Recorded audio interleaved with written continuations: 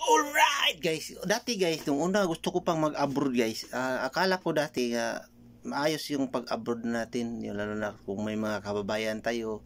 Ang ano ko pala, dati akala ko katulad lang barkada natin, kapitbahay ng mga mabait-bait, kahalubilo natin. Pagdating mo dito sa abroad guys, dito mo malaman ang mga ugali ng kababayan natin.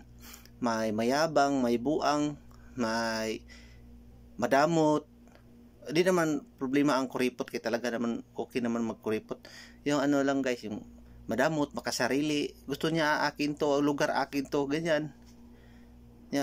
Itong pinakamatindi guys, itong ayaw malamangan. Gusto niya gusto niya na siya lang ang pakinggan sa mudir, amo, ayaw niya malamangan, lalo na ikaw pagdating mo, yun ang posisyon applied mo, tapos malaki ang sahod mo. Naiinggit lagi yung mga inggitiro guys. Yung pagdating dito guys, wag kayong, lalo sa mga baguhan di pa alam, wag kayong maniwala na tutulungan kayo sa kapwa nyo Pilipino. Mayroon naman konti, pero mga nasa 2% lang. Kaya dito mo talaga malalaman, lalo magtagal ka dito, ugali ng Pilipino. Daming mayabang, ayaw malamangan, makasarili, ganyan. Ito yung pinakarabis guys, yung pinakamakasarili. Tapos yung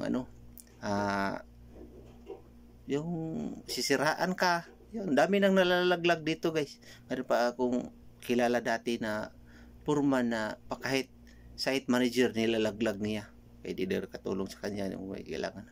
Laglag talaga guys, terminate. Site manager kasi yung sahod niya is 1.5 lang purman, tapos yung site manager 12,000 real. Laglag guys, lalo na sila ay marunong na sila magsalita, ganyan. Ikaw di ka marunong magsalita, lalaglag ka talaga niyan. Di ka tutulungan sa kapwa mong Pilipino. Huwag ka maniwala na tutulungan ka niyan. Natutuwa tayo kay may kapwa Pilipino, akala natin magtulungan. Hindi kayo niwala, lalo na itong nanonood.